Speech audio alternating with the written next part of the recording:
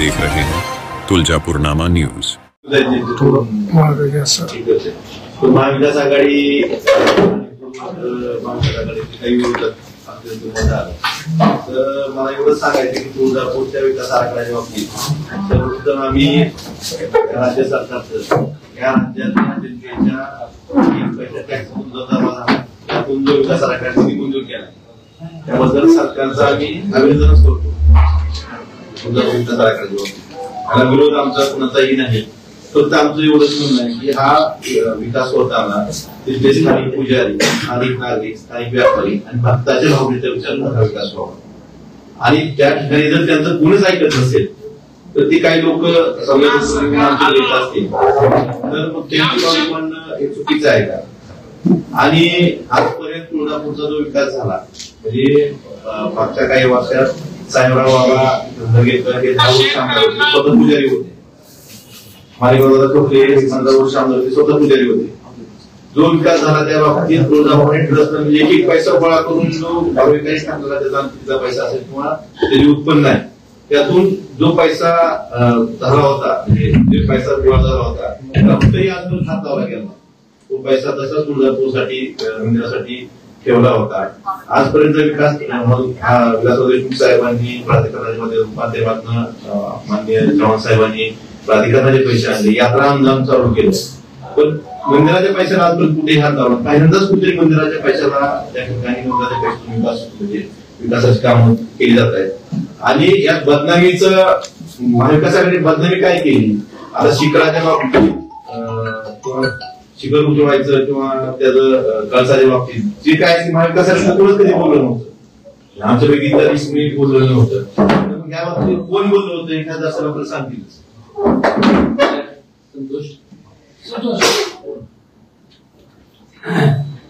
त्यांनी एक बैठक लावली आता उद्या आशिष शेलार साहेबांना पत्र देऊन पत्र आहे तुम्हाला प्रेस नोटीस दिली होती की तुळजापूरच्या बदनामीचं षडयंत्र तातडीने बैठक घेण्याची संस्कृती मंत्री माननीय श्री आशिष शेलार यांच्याकडे मागणी। त्याच्यात त्यांनी सगळं लिहिलंय की ते कशामुळे षडयंत्र वगैरे काय बदनामी पहिली तिथं जर आवडता आले तरी काय बोलले म्हणून बदनामी वगैरे षडयंत्र वगैरे असं। आता त्या षडयंत्राच्या बाबतीत स्वतः राणा पाटील विधानसभेचं अधिवेशन चालू असताना त्यांनी बोललेले एक हे आहे मंदिराच्या विरोधाचं काम जे आहे ते आपण हाती घेतलेलं आहे। गेल्या 6 महिन्यापूर्वी काम सुरू झालेलं आहे आणि मंदिराचं काम करत असताना आहे ते आपल्याला जावं लागणार आहे मंदिर जे आहे ते आपल्याला जावं लागणार आहे मंदिर जे आहे ते आपल्याला जावं लागणार आहे। तीन दगा घेतलं कारण त्यांनी येऊन विधान भवनाच्या समोरच्या मीडियामध्ये सांगितलं की जीर्णोद्धाराचं काम हाती घेतलंय हे संपूर्ण मंदिर जे आहे आपल्याला उतरावं लागणार आहे कशासहित शिखरासहित। ही कोणाच्या तोंडची वाक्य आहेत, ही कोण बोललंय?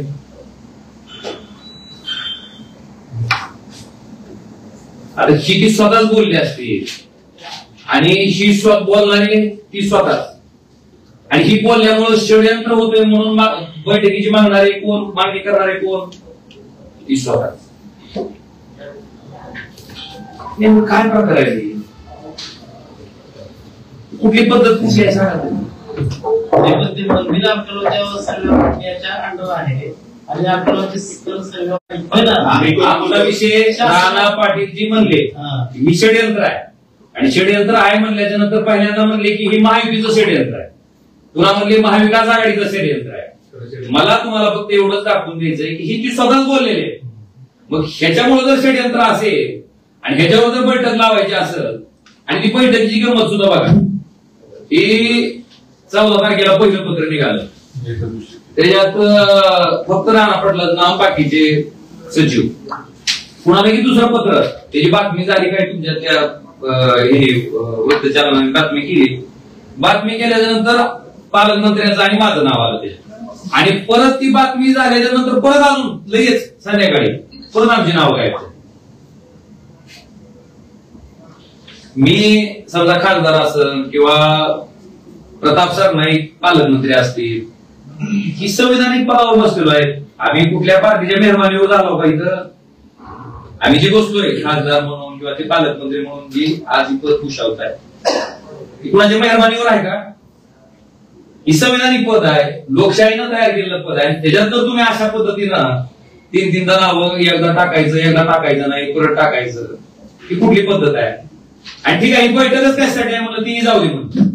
आता आमची सन्माननीय आशिष शेलारजींना विनंती आहे की तिथं मुंबईला बैठक घेण्यापेक्षा आणि त्यांच्याच मर्जीची लोक तिथं बोलवून त्याच्यात चर्चा करण्यापेक्षा आमचा कुठल्याही विकास कामाला, कुठल्याही विकास आराखड्याला विरोध नाही, पण इथल्या लोकांचं ज्याचं जळतंय त्याच्यामुळे त्यांचं म्हणणं ऐकून घ्यावं, ही जी भावना इथल्या लोकांची, इथल्या पुजाऱ्याची, तिथल्या लोकांची, व्यापाऱ्यांची, भक्तांची, या सगळ्याचं म्हणणं तुम्ही इथं या जनसुनावणी घ्या.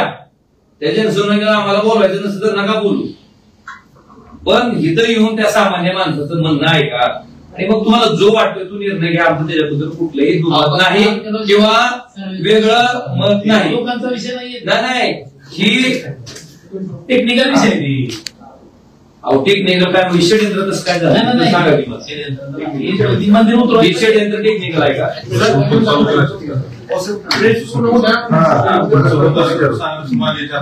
माझं ह्याच्यात एवढंच म्हणणं आहे की मी पुन्हा आशिष शेलारजींना पण फोन करून बोललो, काय पद्धत आहे? अशा पद्धतीनं तुम्ही लोकप्रतिनिधीला सांगता, परत नाव काढता, ठेवता, समजा त्यांना तर बहुतेक याची कल्पना आहे का नाही, खालीच कोण त्याचं ऑफिस चालवते मला माहित नाही, पण अशा पद्धतीनं काही योग्य नाही. आता माझं त्याच्या पुढे जाऊन म्हणणं आहे की जी काही समजा मिटिंग घ्यायची किंवा काय करायचं तुम्ही तुळजापूर शहरात यावं, तिथल्या जनसुनावणी घ्यावी आणि काय पाहिजे तशा पद्धतीचा विकास त्या ठिकाणी करावा.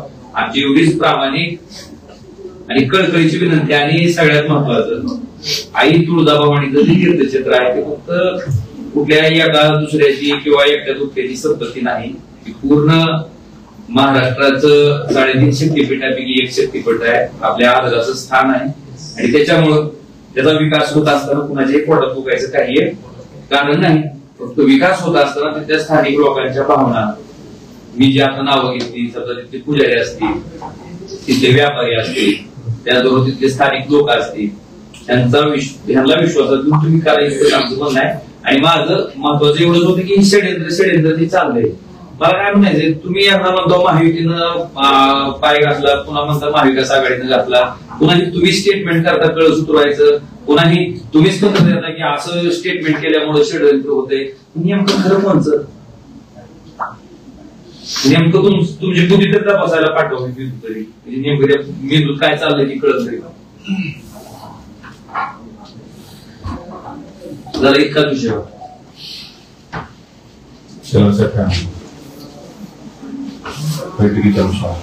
शेलार साहेब म्हणले की तुम्ही या बैठकी असं करा, पण माझं काय म्हणणं आहे, तिने या म्हणणं, मी कुणाच्या मेहरबानीने झालेलो नाही.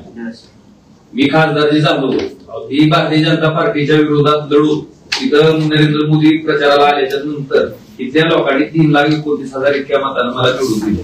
बरं, निवडणूक काळापुरतं राजकारण असते, पण एकदा निवडणूक संपल्याच्या नंतर पुन्हा हे राजकारणाचा विषय येतो कुठं. पण अशा पद्धतीनं एका लोकप्रतिनिधीचं, एका पालकमंत्र्यांचं नाव एकदा टाकायचं, परत एकदा काढायचं, परत टाकायचं, परत काढायचं, काय प्रकार आहे? अरे ही खरं. आणि तुम्ही ह्याच्याबद्दल माझी मी शेलार साहेबांना एवढंच पाठवलंय तुमच्या माहितीसाठी की व्हिडिओ मी त्यांना पाठवलाय. आणि व्हिडिओ पाठवून त्यांना एवढीच विनंती केली मी की साहेब ही ऐका आणि त्याच्यात तुम्हाला ती पाठवता चुकी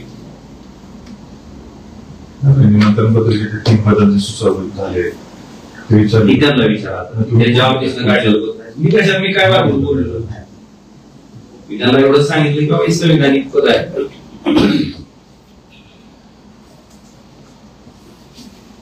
पण ते मला काय म्हणायचं, बैठक लावली कशासाठी? षडयंत्र. आपण षडयंत्र करतोय कोण? मी शेलार साहेबांनी पाठवली, ही व्हिडिओ पाठवलाय,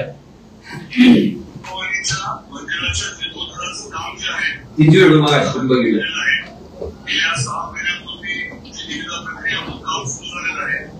आणि मंदिराचं नाव करत असताना मंदिर जे आहे ते आपल्याला करावं लागणार आहे.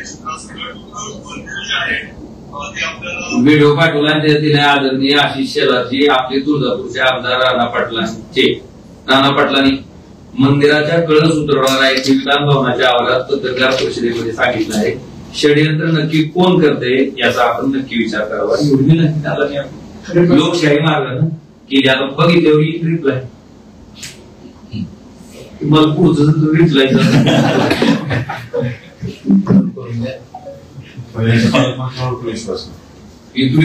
आता ही त्यांच्या सरकारमध्ये काय चाललंय आम्ही कसं बोलायचं. आम्हाला जी आम्हाला दिसतंय आम्ही बोल. पालकमंत्र्यांच्या बैठकीत असं त्या दिवशी आक्षेपांची सुनावणी घेतली पालकमंत्र्यांनी सांगितलं या संदर्भात त्या बैठकीला मीही उपस्थित होतो. त्याच्या बाबतीत सुद्धा पालकमंत्री महोदयांनी अगदी जिल्हाधिकारी साहेबांकडे हात करून विचारलं की ह्याचा अध्यक्ष कोण आहे आणि जिल्हाधिकारी महोदयांनी त्या ठिकाणी सांगितले की सर आपण पालकमंत्री महोदय आपण आहात.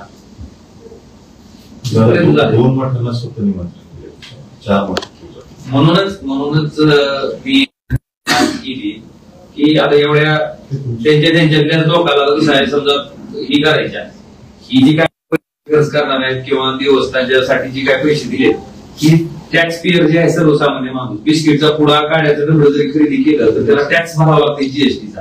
त्या टॅक्सच्या पैशातून आलेला जनतेचा पैसा आहे आणि हा पैसा खर्च करत असताना जणू की आपल्याच बापजातीची प्रॉपर्टी आपण विकून त्या ठिकाणी काहीतरी करतोय अशा थाटामाटात जर कोण वावरत असेल तर मला वाटतं त्याही गृहातीला आळं घालणं कुठंतरी गरजेचं आहे. आणि तो खर्च होणारा पैसा हा लोकांच्या सहमतीनं लोकांच्या विकासासाठी लोकांच्या संपन्नतेसाठी आणि मंदिराचं सौंदर्य आहे चांगल्या पद्धतीनं पुरातन वस्तूला कुठेही हात न लावता ते अबाधित राहावं त्या पद्धतीचं काम होणं इतकंच अपेक्षित आहे.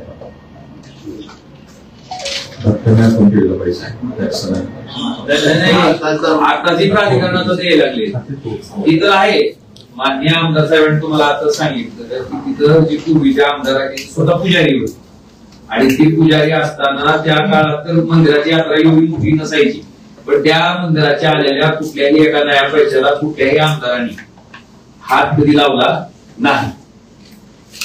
उलट यात्रा अनुदान असेल ह्या सगळ्या गोष्टी किंवा विलासराव देशमुख साहेब स्वर्गीय मुख्यमंत्री होते त्यावेळेस त्यांच्या काळात यात्रा अनुदान चालू केलं. प्राधिकरणाची स्थापना त्या ठिकाणी करण्यात आली. त्याच्या माध्यमातून काही विकास कामं तुळजापूरची हाती घेतली होती. पण तिथल्या जुन्या कुठल्याच आमदारांनी म्हणजे अजित चव्हाण साहेब असतील त्यांनी कधी म्हणजे त्यांच्यापासूनच्या आधी सुद्धा या आमदार साहेबांनी नामोल्लेख केला खपले साहेब त्यांनी कधीच त्या ठिकाणी हात लावला नाही. आणि अशा पद्धतीनं भक्तांनी अर्पण केलेला पैसा खर्च करत असताना जुना आता आपण काहीतरी आपली गोल्ड पाहिजे प्रॉपर्टी खर्च करूनच करायला लागलो अशा अनुभवातून आम्ही ती विनंती 21 वर्षापूर्वी मांडलं होतं नाही संकल्प त्याला विचारू नका. कसं आहे मी काल परवा बोललो इथं पत्रकार परिषदेत आपण लग्न ठरवायला जाताना नाही का ते जातो पुरीच्या वाटला जातो भाकरी बांधून आपण भाकरी टेकलं म्हणते शिदोरी घेऊन शिदोरी घेऊन लागलं मग तिथून पुढे ती पुरीचा बाग विचार करणार बाबा ही स्थळ चांगला आहे का पुरीसाठी लग्न जमवायचं का नाही. तिथून पुरी विचार करणार पुरीचं मन पटलं पोराला पोरगी पसंत पडली तर तिथून लग्न होणार. लग्न झाल्यावर पुन्हा मुलगा मुलगी काय व्हायचं ते होणार पुन्हा मग त्याच अशी प्रोसेस असते. त्या पुरीच्या दारात त्या पुरीच्या दारात शिदोरी टिपोस्तोर बरं म्हणायचं बारशाला ही नाव ठेवू आपण मग लगेच सत्कार पोरग झालं म्हणून बारशाला नाव ठेवलं म्हणून सत्कार ही पद्धत योग्य नाही. ही गुप्त रोड जे आहे ना गुप्त रोड फक्त करुणी. आता आमचं आम्ही सांगतो आम्ही महाविकास आघाडीच्या काळात आपल्या जिल्ह्याचं शासकीय वैद्यकीय महाविद्यालय आणलं चालू झाल्यावर दिसतच की लोकांना आम्ही पीपीट्या दाखवले तुम्हाला 21 वर्ष 22 वर्ष. दादा जितेंद्र आव्हाड यांनी नवीन गाभारा शिखर याला बांधकामाला विरोध केलाय. आमदार राणा पाटील यांनी शिखर बांधकाम आणि गाभारा व्हायला पाहिजे असं म्हणतात. आपण खासदारात आपल्याला काय वाटतं बांधकाम व्हायला पाहिजे का तसं ठेवलं पाहिजे. माझी त्याच्यात प्रामाणिक आणि प्रांजळ भूमिका हीच आहे की त्या मंदिरानं अनेक दशक अनेक ऐतिहासिक प्रसंग अनुभवलेले आहेत. त्या मंदिराच्या प्रत्येक वस्तूबद्दल त्या प्रत्येक दगडाबद्दल सर्वसामान्य माणसाची धार्मिक भावना त्या ठिकाणी जोडली गेलेली आहे. ती कुठलीही भावना त्या ठिकाणी बाधित न होता ते जे काय करायचंय ती काम आपण करणं अपेक्षित आहे. तर दादा त्या शिळांना तडे गेलेले आहेत, भविष्यात एखादी दुर्घटना घडली तर त्याला जबाबदार कोण असेल? आता सन्माननीय पत्रकार महोदय त्याच्या बाबतीत जे आपला पुरातन ज्याच्याकडे आपण आर्किओलॉजी डिपार्टमेंट म्हणतो ते डिपार्टमेंट त्याच्याबद्दल अभ्यास करायला लागले. तो अभ्यास त्यांचा झाल्याच्या नंतर जर खरंच काही धोकादायक असेल कुणाच्या जीवावर येण्यासारखा असेल तर निश्चितपणे त्या बाबतीत तो रिपोर्ट आर्किओलॉजी डिपार्टमेंट येईल आणि त्याच्या अनुषंगाने जी काय पुढची पावलं उचलावी लागतील ती उचलत असताना सुद्धा लोकांच्या धार्मिक भावनेला पुढे धक्का लागणार नाही त्याचा विचार करून सरकार निर्णय घेईल. कामं आहेत जवळपास बऱ्यापैकी सुरू झाली. भूमिका मांडायला उशीर झाला असं वाटत काही लोकांना स्थानिक लोकांना तुम्हाला भूमिका मांडायला उशीर झाला. जवळपास बऱ्यापैकी काम सुरू झाले, टेंडर लॉट झाले, प्रक्रिया सुरू झाली. आता सगळ्यात महत्वाचं तुम्ही मी एका उदाहरणानुसार तुम्हाला सांगितलं की एक साधी बैठक आहे. त्या बैठकीच्या बाबतीत जर दिवसातून नावं दोनदा येत असतील, दोनदा येत नसतील आणि एकदा येत असतील, नेमकं चाललंय काय? जर सरकार नावाची यंत्रणा जर कुणाला असं वाटत असेल की आपल्या घरची वडिलोपार्जित प्रॉपर्टी आहे, आपल्याला वाटेल ते आपण करणार, आपल्याला वाटेल तसं आपण वागणार, तर ती दुर्दैव आहे. त्याच्यामुळं मी एवढंच तुम्हाला सांगतो की अशा पद्धतीनं खाजगी मालमत्ता असल्यासारखं त्या मंदिराच्या बाबतीत तुम्ही वागू नये.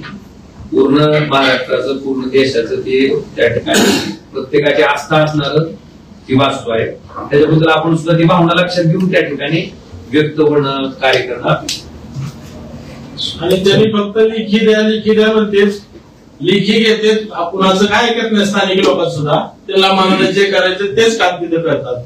त्यामुळे तुम्ही जे म्हणता की आता एवढा उशीर झाला, अहो गेले पहिले 325 कोटीचा हिशोब दिला नाही. हा पैसा त्यांच्या खिशातला आहे का?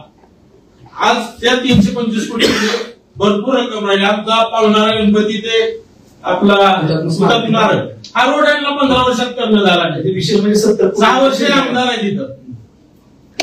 आणि दादा तो एवढा महत्वाचा रस्ता आहे, तो समांतर रस्ता आहे. काल तर एवढी गावात गर्दी झाली होती, त्या रस्त्याचा एवढा उपयोग आहे, त्याचे पैसे शिल्लक आहेत प्राधिकरणात, पण त्या रस्त्याला आज 6 वर्ष झाले त्यांनी विचारलं सुद्धा नाही आणि ज्याचा 1 रुपया अजून आला ना त्याच्यावरच त्यांचं सत्कार समारंभ चालतो. अहो 1990 हे महाद्वार बांधले दोन्ही व्यवस्थित, अर्ध्याच्या वरचे जे आहे 35 वर्ष झाले. हा का खाजगी पैसा आहे का? तुम्ही उठले की लगेच हे महाद्वार पाडायचे, नवीन एक 3 महाद्वार बांधायचे, म्हणजे ह्याला कोण विचारणार आहे का नाही? काय गरज नाही महाद्वार पाडायची. तुम्ही आज बालाजीला आम्ही गेलो होतो त्यांच्यासोबत. मी एक म्हणजे जसं लोकशाहीचे 4 स्तंभ आहेत, समजा आम्ही लोकप्रतिनिधी असतील, इम्प्लिमेंट करणारे अधिकारी, पत्रकार आहेत, आपलं न्यायपालिका असेल, आपण प्रत्येकाला स्तंभ होतो.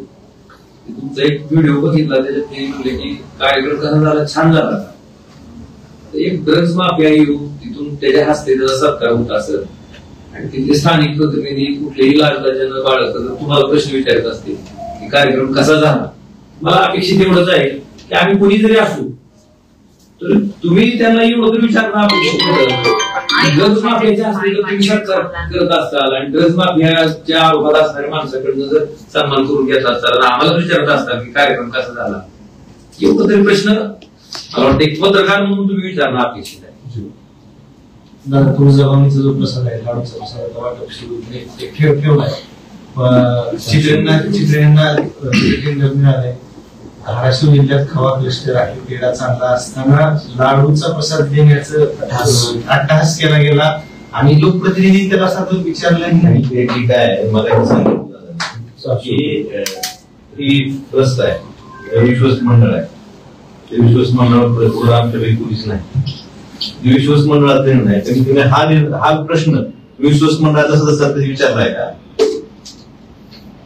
त्याला विचारणं गरजेचं आहे ना. म्हणजे हा निर्णय काय धाराशिव जिल्ह्यात क्लस्टर आहे, पूर्ण देशात आपल्या कुठल्याही भारतातल्या किंवा महाराष्ट्रातल्या मंदिरासमोर आपल्या धाराशिवचा पेढा असतो. कुठल्याही तीर्थस्थळावर जावं, कुठल्याही महाराष्ट्रातल्या कुठल्याही तीर्थक्षेत्रावर गेलं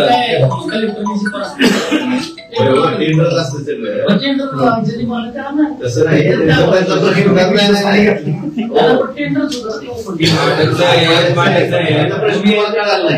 त्यांचा प्रश्न काय आहे, पेढ्याच्या ऐवजी लाडू का मागवला? टेंडर पेढ्याच मागवायचं. पेढ्या सांगायचं मग टेंडर. विश्वास नाही, पण तिने विचारला होता मध्ये प्रश्न, तर ते टेंडर मध्ये नाही नाही, आम्ही टेंडर मागवलं दिलं नाही असं म्हणणं नाही त्यांचं. तुम्हाला मूळ प्रश्न कळाला नाही. बघ करता जास्त तरी त्यांचं म्हणणं आहे की आपल्या जिल्ह्यात जेव्हा मोठा खवाचं उत्पादन होत असताना तिथं पेढा आपल्याकडे प्रसिद्ध असताना पेढ्याच्या ऐवजी लाडू का देतात? काय ते बालाजीला जाऊन कोल्हापूरला जाऊन बघून आले, त्यांनी विचारला की ते निर्णय घेतला. नाही नाही हो, हे सगळेच होते त्यांचा प्रश्न कळाला का तरी? लाडूच्या ऐवजी पेढ्याचा निर्णय काय घेतला नाही हा निर्णय प्रश्न आहे. नाही, ते घ्यायला पाहिजे. मग ते जिल्हा मंदिरात जावा, कुठेही जावं, कुठेही जावं, गुजरातला जावा, तुम्ही कोल्हापूरला जावा, आपल्या भूमचे, आपल्या कुंतलगिरीचे, म्हणजे आपल्या भूमपरांडा वाशी परिसरातली जी खाऊ उत्पादक लोक आहेत तीच पेढ्या वणीला जावा. वणीला जावा. आता तुमचं ते गुवाहाटीला सुद्धा, मी महाराष्ट्र म्हणलं, गुवाहाटी ऐतिहासिक. मंदिराबाबतचा आता उल्लेख झाला की लेखी तक्रारी देऊनही फक्त लेखी तक्रारी मागितल्या जातात, त्याबद्दल काहीच होत नाही. तर कुठल्या अशा तक्रारी की ते लेखी स्वरूपात दिलेले आहेत पण त्याचे कुठलाच विचार केलेला नाही? मला सगळ्या प्रति दिल्या जातील आपलं. नाही ह्याच्याबद्दल सांगू द्या दादा, कारण ते काय माननीय छत्रपती संभाजीराजे यांनी आपले जे दिल्लीचे माजी हे आहेत ना, सिन्हा आणि ते सध्या रायगड प्राधिकरणावर आहे, त्यांनी रिपोर्ट दिलाय की हे जी शिळा हे 4.5 फुटाच्या भिंती आहेत, ठीक आहे, 9 इंचाचं नाही किंवा बिहारमध्ये फुलं वाहून गेले त्याची वाहून जाणार 4.5 फुटाच्या भिंती आहेत आणि एक तळा गेला, एक तळा गेला आणि त्यांनी सांगितले साधा एक दगडी खांब त्याला लावायचे छोटे, तिथं जागा पण आहे तेवढी उभा करायला. परंतु इथे अधिकारी लोकप्रतिनिधी त्यांना 8 तासच आहे की हे शिखर उतरायचं, हे काढायचं, पुन्हा प्रशस्त करायचं. पण तुम्ही तिथे हेरिटेज तिथलं जे हे आहे जुनं ऐतिहासिक ठेवणार का नाही? आज साधा तू पार काढलाय त्यांनी त्याला 4 महिने लावले आणि हे जर त्यांनी शिखर काढलं 3 वर्षे मंदिर बंद राहणार हे लक्षात घ्यावं, कारण ह्याला टाइम पिरियडच नाही. हे जे आता डिपार्टमेंटचे हे लोक काम करतात पुरातन खात्याचे, नाही माझा स्पेसिफिक आहे हा, म्हणजे स्थानिक पुजारी मंडळाने जी जी लिखित तक्रारी केल्यात ना, स्थानिकांना विचारात घेतलं जात नाही आजही. वर्षांमध्ये ज्या काही लिखीमध्ये दिलेल्या पुजारी मंडळाने त्या लिखीमध्ये तुम्हाला सगळ्याला दिल्या जातात, त्याची उत्तरही त्यांनी लिखीमध्ये दिलेले आहेत. विशेष म्हणजे ते उत्तरही तुम्हाला लिखीमध्ये उत्तर आहे. आणि सुनावणी जी घ्यायला पाहिजे आक्षेप, त्या सुनावणी झाला हा मूळ आक्षेप. म्हणजे समजा माझी तक्रार आहे, माझं काय आक्षेप आहे किंवा त्या मंडळानं सुनावणी घ्यायला पाहिजे. सुनावणी झाली नाही, सुनावणी 108 फुटाच्या मूर्तीचा एक विषय आहे की द्विभुजा सहित अष्टभुजा सगळे आणि अष्टभुजा मूर्तीचा आता सध्या सगळा उल्लेख केला जातो. त्यांना त्या कार्यक्रमात नागरिक 17-30 मूर्ती देण्यात आली. कसं आहे, आपला स्वतःचा अजेंडा चालवण्यासाठी कुणी ह्या धर्मस्थळाचा वापर करू नये. आई तुळजाभवानीचं तीर्थक्षेत्र हे अतिशय कडक स्वरूपाचं आहे आणि त्याच्यात कुठला अजेंडा, कुठल्या गोष्टी किंवा आपला स्वतःचा स्वार्थ आपण जर करायचा प्रयत्न केला तर त्याची फळं आई त्या ठिकाणी व्हायला लावती. ही थोडं डोक्यात ठेवून करावं. हायवेट मॉडेल बक्षीस ठेवले जात नाही 5 लाखाचं, त्याला संचालनाने घेतलं काही सरकारी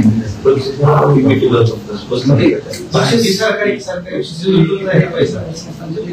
द्विभुजा सहित अष्टभुजा तुमचं वैयक्तिक काय मत? खासदार म्हणून मला असं वाटतंय की त्या ठिकाणी आई तुळजाभवानीच्या मूर्तीची साधर्म्य असणारी मूर्ती तिथं असणं आवश्यक आहे. एवढंच आमचं जे मूळ रूप आहे, आई तुळजाभवानीचं जे मूळ रूप आहे मूर्ती आपण रोज बघतो तशीच मूर्ती.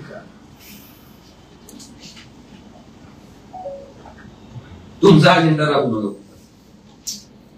मंदिर शिखर पाडण्याचा अंतिम अहवाल आलाय का? त्यांना विचारा तेच बोलते पडायचं. आम्ही कुठं बोलले पडायचं? तुम्ही आम्ही जर समजा मी जर एखादी गोष्ट केली ती तुम्हाला दिसते की येण्यासारखं बोलायला तुमचं काम नाही का? तू भांजाळलास का बाबा? तुम्ही नाहीच का? जबाबदारी आहे का नाही करायची? किंवा ही तूच बोलतो आणि तूच म्हणतो ही षडयंत्र आहे, नेमकं तुझ्या डोक्यावर काय परिणाम झालाय का? तर तू नीट आहेस एवढं तर विचारायचं काम आहे ना.